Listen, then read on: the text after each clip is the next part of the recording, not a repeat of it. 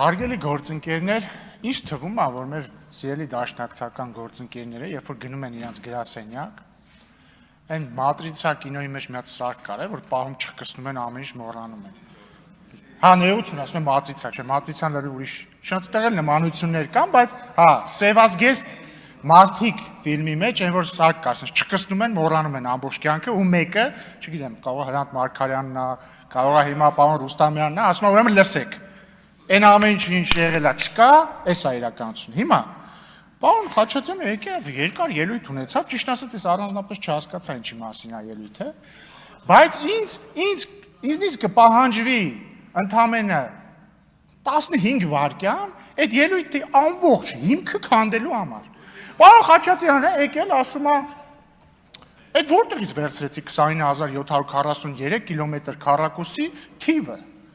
Դուք այդ ինչ եք ասում, ինչեր են ժամանակ 20.8, հիմա 20.743, այդ որտեղ կորավ։ Նախ, միշտ էլ 20.743 ա եղել, հանրագիտարում կարող կլորացված թիվն ա եղել վերնագրում, հետո ներքևը ոչ, բայց, ինձտեղ ինչքան էլ տարօրինակ չի, օգնության կհասնի Ռոբերտ Քոչարյանը եւ Դաշնակցությունը, որովհետեւ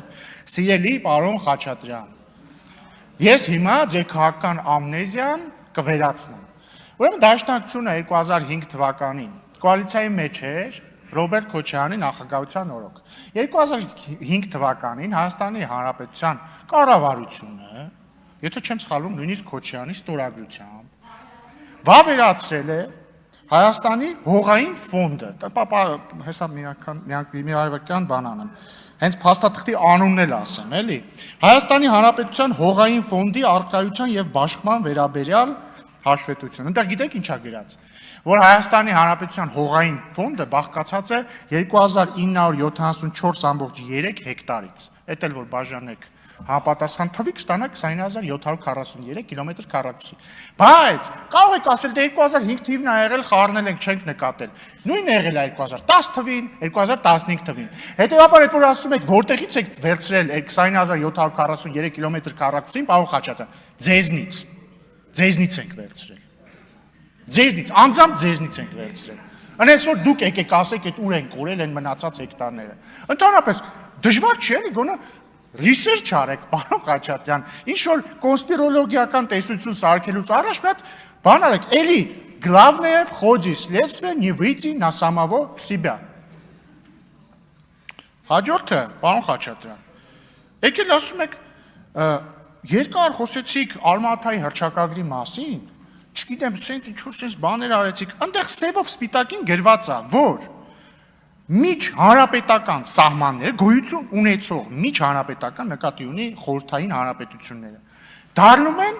միջպետական սահմաններ։ Դա նշանակում է այդ պահի գործող ՀԽՍՀ եւ ԱԽՍՀ, մեկը Հայաստանի խորհրդային սոցիալիստական հանրապետությունն է, մյուսը Ադրբեջանի խորհրդային սոցիալիստական հանրապետությունն է։ Այն ինչ սահման ունեին այդ պահին,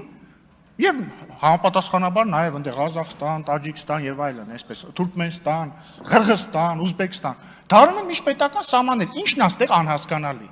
Եվ դա դրանից ուղիղ բխում է սահմանները եւ տարածքները, այդ թվում 29743-ը։ Բայց մի հատ հետաքրքիր հակասություն կա ձեր մտքերում։ Տեսեք, մի կողմից դուք ասում եք, որ Հայաստանը, երբ որ 1991 թվականին Ալմատայի հռչակագիրը վավերացրել է, դա չի նշանակել Ադրբեջանի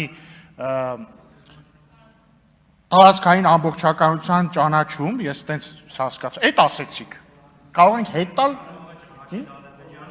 Հա, դա չի նշանակում Ղարաբաղ, ճիշտ է, կներեք։ Ասեցիք մի կողմից, ասեցիք, քանի որ 1991 թվականին Ալմատայի հռչակագրի վավերացմամբ Հայաստանը չի ճանաչել, չի նշանակել դա, որ Ղարաբաղը ճանաչում է Ադրբեջանի կազմում, բայց մյուս կողմից դուք հղում անելով 2022 թվականի Պրահայի հայտարարությանը, որը ընդունվել է վարչապետ Փաշինյանի, նախագահ Ալիևի եւ նախագահ Մակրոնի եւ Շարլ Միշելի անունից։ Այնտեղ ինչ ա գրած, կողմերը վերահաստատում են միմյանց տարածքային ամբողջականության ճանաչումը համաձայն Ալմատայի հռչակագրի։ Այդ դուք համարում եք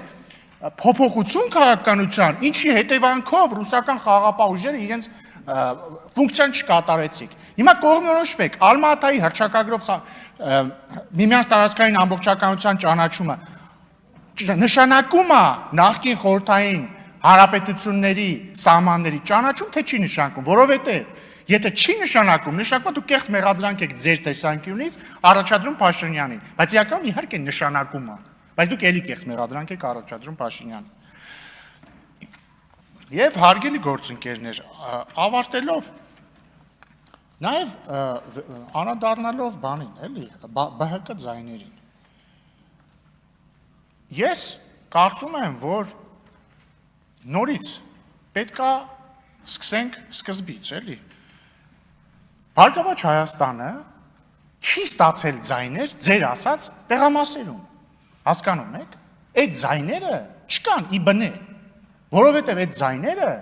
հավարվել են անվավեր։ Դու չես կարող անվավեր եղած ձայնը, ասես ինքը ձայնը իրանից վերցրեցին։ Նույն ձև ոնց որ պարոն Ալեքսյանը շատ լավ օրինակ բերեց այն օրը։ Ֆուտբոլիստը գոլ է խփում, պարզում է, որ դա խաղից դուրս վիճակից խփված գոլ էր, հետևաբար դա գոլ չէր։ Հետևաբար հնարավոր չի ասել, դե եթե այդ գոլը հնարավոր է ասել, որ եթե այդ գոլը անվավեր չճանաչվեր, որովհետև խաղից դուրս վիճակում էր, ապա գոլը կհաշվեր։ Այո, բայց ճանաչվել է, չէ՞։ Եվ ընդ որում կենտրոնական ընտրական հանձնաժողովը տվել է հիմնավորումը, թե ինչի է ինքը կարծում, որ այդ տեղամասերի արդյունքները, ավելի շուտ չեղարկումը չի ազդել ընտրությունների արդյունքների վրա։ Ինչի՞։ Որովհետև, օրինակ, եթե այդ չեղարկված ձայները գումարվեին, ներողություն, չգումարվելու դեպքում, ներողություն, եթե այդ ձայները,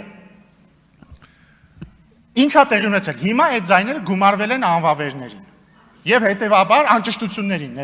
ներողություն, անճշտություններին, և կարող է հնչել փաստարկ, դե գիտեք ինչ կա, հետևաբար վավեր ձայները քչացել են, հետևաբար մեր անցնելու հավանականությունը փոքրացել է։ Բայց հակառակ դեպքում, եթե ուղղակի այդ անվավեր ձայները ուղղակի զրոյացվեին, չգումարվեին անճշտություններին, միևնույն է, արդյունքը լինելու էր նույնը, և հետևաբար արդյունքի վրա չի ազդել։ Բայց ամենակարևորը, Ժորժ ջան, իսկ կարող եք գաք ստեղ ասեք այդ ինչ զապիսներ են։ Ժորժ ջան, քյաբաբից ստեղ շատ խոսվեց, էլի։ Այդ ինչ քյաբաբ էր, այդ ձեր ներկայացուցիչները ենթադրաբար, որ իրար հետ խոսում էին։ Ինչի էին, օրինակ, տողատակով ասում քյաբաբ, բան, չեմ ասի, կասեմ քյաբաբ։ Կարող եք բացատրել, խնդրում եմ, եկեք ստեղ բացատրել, ինչպես է ստացվում, որ ձեր աջակիցները կոդային բառ են օգտագործում քյաբաբը, ու ինչի էին վախենում, որ այդ կոդային բառի իրական իմաստը, որ ասեն, խնդիրներ են ունենալու։ Կամ տարբեր խոսում ենք Ղարաբաղցի մեր քույրերի եւ եղբայրների իրավունքներից լավ ենք անում։ Կարող եք բացատրել, այդ ինչ ձայնագրություններ, որտեղ ենթադրաբար էլի ձեր թիմի ներկայացուցիչներ իրար մեջ խոսում են մի Ղարաբաղցուց, հայհոյում են իրան, ասում են դա բան է, այդքան բան արեցինք իրանց համար, ինքը մեզ չի ընտրելու։ Այս ինչ տասնյակ, հարյուրավոր ձայնագրություններ են, սիրելի ուժեղ Հայաստան խմբակցություն, որոնցում ենթադրաբար ձեր թիմակիցները առնվազն ձայնագրությունից մենք լսում ենք, որ խոսում են մարդկանց փող տալու մասին, որպեսզի իրանց ընտրեն։ Հայաստան դաշինք, ձեր ներկայացուցիչների այդպես ձայնագրություններ էլ կան։ Ինչ է դա, կարող է միջև այդ բանը բարձր իրավաբանական վեճերը արդյոք Բարգավաճ Հայաստանի վերաբերյալ արդյունքները որոշիչ են եղել թե ոչ, այդ բարձր, այդ ռաֆինացված խոսակցությունների փոխարեն կարող եք ստեղ գաք ասեք, այդ ինչ քյաբաբ էր, այդ ինչ ընտրակաշարքի տեսքով քյաբաբի մասին էին խոսում ձեր հարգարժան թիմակիցները, խնդրում եմ եկեք ասեք։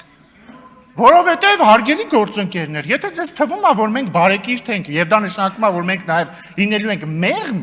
դուք սխալվում եք, մենք շարունակելու ենք լինել բարեկիրթ։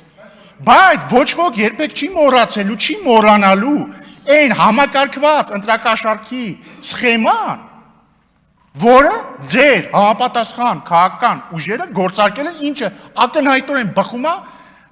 հրապարակված ձայնագրություններից։ Դուք պետք է գաք ստեղ պատասխան տաք։ Ընդհանրապես հարցերը ստեղ մենք ենք տալիս։ Շնորհակալություն։